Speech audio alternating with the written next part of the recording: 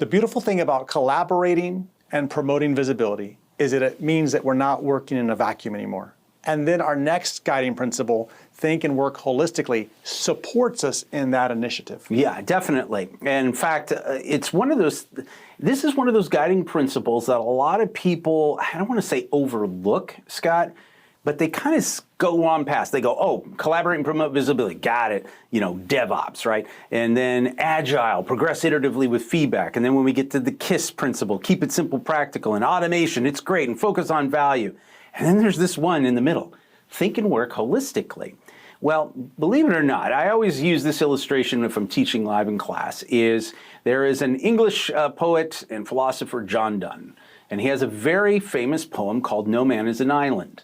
And he says, no man is an island in and of himself. We're all created in this, and he talks about how we're connected to the continent. And most people go, okay, yeah, I don't know that one. And I go, until I give you the last part of that one. For whom the bell toils for you. And in other words, we are all connected, and whatever happens to Scott, it affects me, and what happens to me affects Scott. In other words, it's a holistic, no service, no element, no process stands alone. In fact, I used to challenge students and saying, can you tell me anybody, and when we start talking about our 4 dimensions and partners and suppliers, I go, can you tell me any company that is 100% self-sufficient? I don't think so. No. And everyone goes, well, what about Amazon? And I go, hey, they don't build that stuff. By the way, all those servers in their massive data centers, they don't build those. They have to buy them, spend a lot of money. That's why Dell, HP, these guys are still in business, I think. But you see what I'm saying is like there is this element of we are all collectively work together. Well, let's think about that as our services. The elements that are involved with those services, the processes, none of this stands alone. They are all connected. And because they're connected, we need to not only think about the individual pieces parts, we need to think about them collectively as well. As I like to say, this is the way I paraphrase this one, don't miss the forest for the trees. So take a look at this one. The outcomes achieved by a service provider and the service consumer will suffer unless the organization works on the service as a whole and not just as a sum of the parts. And I like that. And you might want to either underline that or asterisk it and make a note on it. Remember, those of you, if you haven't already done so, you can download the little PDF, the student guide. I highly recommend you do it. So whether you're electronically taking notes or if you're tactile like me and highlighting and underline this, highlight this one. This is an important thing because results are going to be given to people. Results come through a large amount of working with different people and different processes and different, maybe even different teams and different, and by the way, then you have different partners and suppliers that are supplying some of the service components that you're using to deliver the services. So I say all that to say, don't just think about the one end product. You have to think about everything. Now, interestingly enough, in here on the slide, you're going to notice it says that we need to look at this through the effective and efficient management and dynamic integration of information, technology, and organization, and people, practices, and partners and agreements. Well, guess what? We're kind of stealing the thunder a little bit. That's the 4 dimensions. So what I want you to write down is think and work holistically equals the 4 dimensions. What I mean by that is ITIL says, look, you've got these 4 dimensions, the organization and people, you've got, which is basically the who, you've got information technology, which is the what, you also have another who, which is partners and suppliers. Those are the third parties that you work with or maybe partner with. Then you also have the how, which is going to be the value streams and processes. If you do not consider all 4 of those, think and work holistically, you're going to miss something. So if you just concentrate on, well, as long as we have the tech, right? We have the best gear on the planet.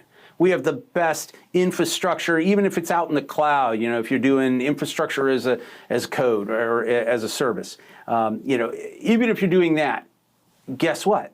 What about the people? the organization? What about how you do things out in the cloud with that amazing stuff or with that amazing equipment? See, that's why you have to take that step back and always look at the big picture. Now, once you've done that, yeah, you can then step back in and then concentrate on certain areas, but you always take that step back and you take a look at it. That's also part of the progress iteratively with feedback. Part of the feedback is, well, let's time out, let's step back, take a look at things, and then make any adjustments necessary, and then step back into the intricate details that we might have to do. That's what's necessary. You need to coordinate all these, as they say, to provide that defined value that comes across. So how do we apply think and work holistically? What are some of the things that we need to do? Well, Scott, let me ask you a question. If you were to go back in a time machine to young Scott, right? When Scott is just about ready to step into the world of IT, not just as you with your accounting and everything else, but going, yeah, I really want to get into the actual how things work again. One of the things I would ask you is, would you tell that younger Scott that things have gotten simpler or more complex? Oh, absolutely more complex. Yeah. Right? Like we think that it might be simpler in the future, but it's always more complex. More messages, more software, more tools, more AI. Yeah. Just crazy stuff, right? And in fact, I know you actually had the privilege of doing some stuff with MIT and talking about generative AI and kind of like in business world and how that worked. And I remember you telling me about how the complexity is really something that a lot of people miss because they think AI is just going to simplify everything. It does all the work for you, but there's a lot of things going on back behind the scenes, aren't there? Yeah, and there's so much that AI cannot do that humans can do, right? And so that whole process of integrating with humans and AI and automating, which we'll talk about next, that whole process becomes more complex as you have to hand work off between systems and people. It becomes more complex as we get deeper into this. Yeah, so that's one thing about that is that, hey, recognize, number one, the complexity of the systems. Secondly, the thing that we want to do is understand that collaboration is the key to thinking and working holistically. Scott kind of actually talked about that at the very beginning, saying, hey, look, this collaborate and promote visibility kind of lends itself, and you lean into this thing of thinking and working holistically because that. And then where possible, we can look for patterns in the needs of and interactions between system elements. Because when you take that step back, then it makes it make you or a system able to be analyzed and go, oh, look how these all connect. Oh, wow, I noticed that for some odd reason, we're kind of going around the bend here when we already have something right here that goes right back and forth. Why don't we just use that? And so that also helps to keep it simple and practical. So thinking and work holistically, just understand, look for these patterns, and when you step back, see how things work together. And obviously, automation is not the answer to everything. However, in the world of ITIL, automation is your friend. Effective and efficient automation is your faithful friend. In fact, we'll talk about that in a whole nother episode with what we have. So that is for think and work holistically. But we have another one. I think because we're gonna take that step back, maybe squeeze another one in. What do you think? I say we do. Is it something to do with keeping it simple? Yeah, exactly. Keep it simple. Keep it practical. And we already talked about this a little bit, about the infamous KISS principle, right? Keep it simple, silly. Keep it simple, stupid. Where, don't overcomplicate things, right? In fact, what they say here in the world of ITIL, as you can see here on the slide, is if a process, service, action, or metric provides no useful outcome or any value at all, eliminate it. Get rid of it. Why have it around? Well, we've always had that, or we've always done it that way. Okay, well, why do we have to keep doing it that way? In fact, it just overcomplicates things, because now we have to keep this legacy thing, chugging along, and we're putting more resources, and then we have to make sure that it works with everything. And why not, sometimes simple, remember, start where you are. Sometimes you can't reuse and leverage. You need to move on to something new. So that's why all of these guiding principles work together, as we're going to see here shortly. And in a process or procedure, one of the things they're going to say is that use the minimum number of steps in order to accomplish the objective ultimately. Now, that can be because you're using things like outcome-based thinking or design thinking is another way of doing this. But essentially, they're saying if you can do something in 5 steps versus 10, why not do something 5? Now, we have a great guy who works here at Passion IT Group, Bryce. And in fact, maybe some of you have actually interacted with Bryce. And he is intricate detail. This guy is so smart. And one of the things that we were talking to him one time, because he was like, man, I created this great workflow. And we were like, wow, that is pretty impressive. I said, do you think you could shorten it? He goes, yeah, I could do that. And so he did. He took this big thing and he shortened it down. And all of a sudden we were all like, okay, wow, now we've really got this. And that was that whole keep it simple, because when you minimize the number of steps, and it's a lot easier to concentrate on that, can't you? Yeah, in fact, just to give you some perspective, his first go around, his first effort to it had, I think, 37 steps. Yeah. And we joked with him, like, can we make it any simpler? And he got it down to 8 steps, right? And the beautiful thing about simplicity is that we have to remind ourselves that complexity does not scale. We can't scale our operations, we can't scale our people, we can't do the things that we want to when a process or anything is complex. We have to get it down to the most simplest application of it so that we can grow from there and use it. Yeah, it is. And I mean, it's something that I think more and more, as I used to say, as I got older, I started realizing instead of trying to overcomplicate my life, by simplifying, I actually, it does better. But a couple of things that we see here that we want to look at. First off, when you are thinking about keeping it simple and practical is judging what to keep. So when you're analyzing a practice, a process, or whatever it is, you need to say, okay, does this contribute to the final outcome, the value that we're trying to produce? That could be something like, anything from, creating a sales order, or it could be anything from, how do I communicate to customers that we have an outage, right? Do we make it this big, huge? So you start thinking about, all right, well, what is it that we actually need? And then starting from there, and then as we like to say, and this is where you're trying to simplify. Sometimes it's better just to start simple and then add complexity. In fact, that's what ITIL would say. Start simple, add complexity as necessary. Because can you oversimplify things? Absolutely. Turn that on. What, that? Yeah, that, turn that on. There's a lot of switches and a lot of dials on here. I don't know what. Oh, okay. Well, then you have to just press that button, do this, do that. Oh, okay, that's a little bit better. I mean, especially with certain technology. I've had literally people say, hey, can you just, shut that down, safely? And I'm like, no. There's a lot of moving dials and things. I'm not sure I can touch that anyways, especially when you work in the radio and television industry. And I was out on the transmitter sites, so we're talking about giant transmitters with massive amounts of electricity running through them. And they're like, yeah, just go in there and turn that off. And I'm like, yeah, I don't think so. I'm not an engineer, so you go right ahead. We can't. You can't. Sometimes you oversimplify things, so we don't want to do that. And then sometimes there are conflicting objectives. Now, I'm just going to make a quick statement here, and this is something not only from an exam perspective, but if you continue to move on in your journey in ITIL, which we all hope that you will do here. Take some more classes, learn more about this amazing framework, and as you build and use it in your organization. But one of the things that happens is that eventually conflict is going to occur. It's not a matter of if, it's a matter of when.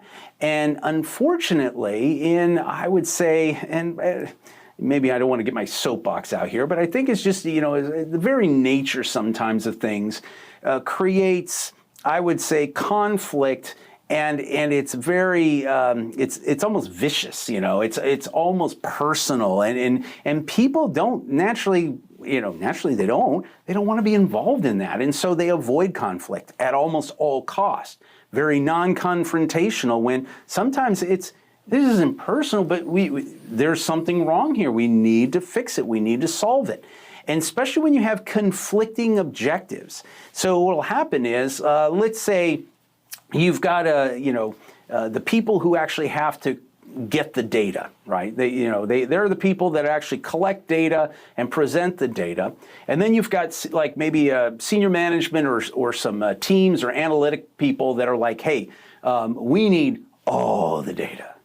And meanwhile, the people that are like, you know, doing this on a day-to-day basis are like, that's a lot of extra work. And their objective is to maybe make it as little amount of data that they need to collect at any one point in time. Well, instead of ignoring that conflict, what should we do?